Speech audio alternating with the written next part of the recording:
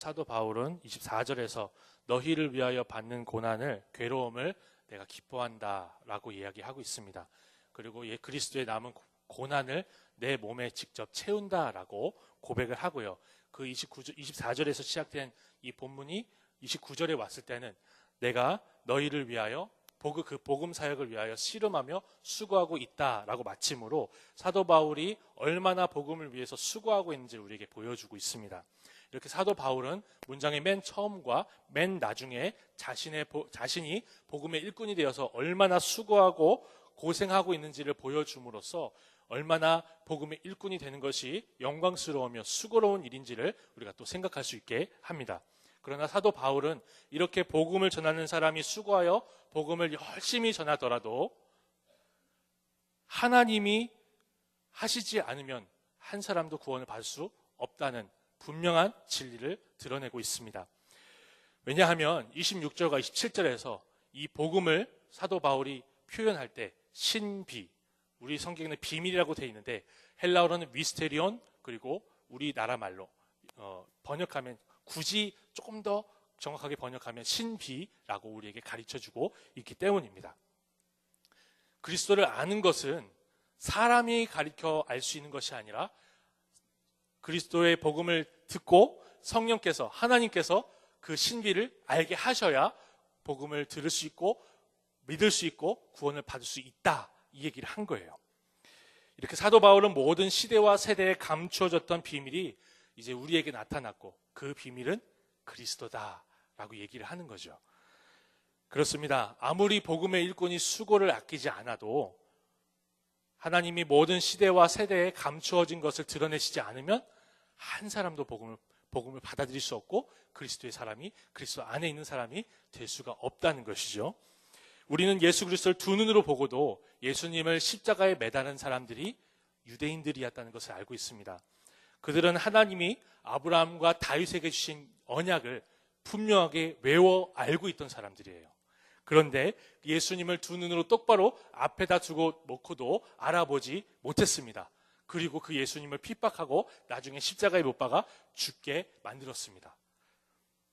심지어 예수님, 그 십자가에 달리신 예수님이 하나님의 아들이라고 복음을 전하니까 예수를 전하는 사람들을 핍박하고 예수님처럼 죽이려고 했던 사람들이 아브라함의 혈통적 자손들이었다는 것을 우리가 알고 있습니다. 예수님은 사람이 가리켜 알 수 있는 분이 아니라 하나님이 보여줘야 알 수 있는 그야말로 신비이십니다.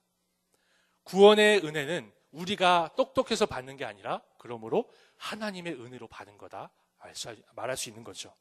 사도 바울도 원래 예수님을 믿는 사람들을 핍박하고 심지어 스데반 집사님을 돌로 쳐서 죽이는데 아주 적극적으로 증인으로 서겠다, 내 앞에다 옷을 벗어놓고 스데반 집사님을 쳐 죽여라 라고 할 정도로 굉장히 적극적으로 예수 믿는 사람들을 핍박했던 한 사람이었습니다. 그런데 부활하신 예수께서 그를 직접 찾아가서 만나주셨고요. 그리고 그 사도 바울이, 사울이었던 그가 이제는 예수께서 보내신 사도로, 바울로 이방인에게 사도로서 보내짐을 받는 것을 우리가 볼 수 있습니다.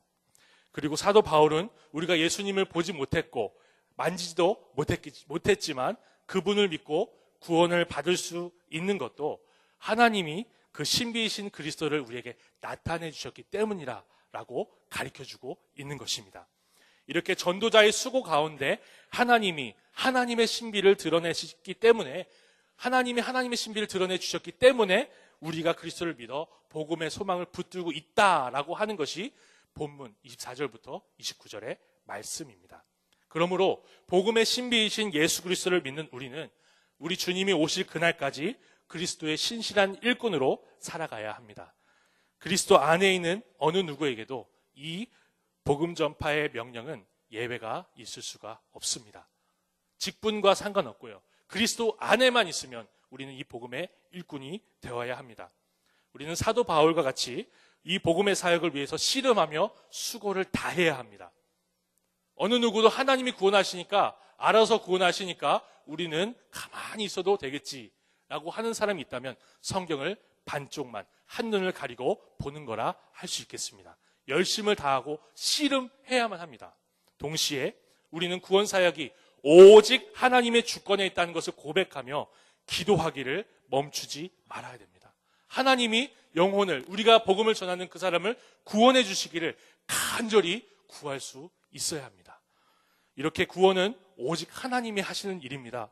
우리는 누가 구원을 받을 만한 사람이고 누가 그렇지 않은지 알 수가 없습니다.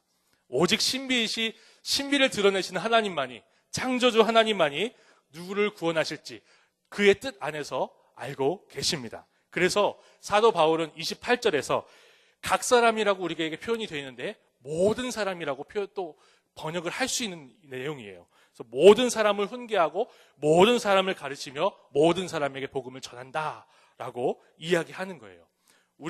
우리가 받은 구원이 얼마나 놀라운 것인지를 다시 생각하며 이 밤에 이제 모든 사람에게 차별 없는 이 복음을 전해야 할 전도자로 세워주시기를 간절히 구해야 할 것입니다. 우리는 이 저녁에 하나님께서 주시는 차별 없는 시각과 사랑을 구하며 복음의 일꾼으로 세워지기를 간구해야 될 줄로 압니다. 유치부의 주간 예배인데요. 유치부 아이들을 열심히 정말 가르쳐 놓으면 우리 유초등부로 올라옵니다. 너무 사랑스럽고 예쁘고 항상 죄송하게 생각을 하고 있어요. 우리 유치부 선생님들이 얼마나 고생을 많이 하고 계신지 알고 있어요. 하나님이 그 신비를 드러내시는 놀라운 은혜를 날마다 체험하고 말로 할 수 없는 구원의 감격으로 매주 아이들을 대하실 수 있도록 우리 함께 기도하고 나갈 수 있으면 좋겠습니다. 우리 함께 기도하겠습니다. 이 말씀을 묵상하며 회개하며 또 감사하며 묵상으로 기도하겠습니다.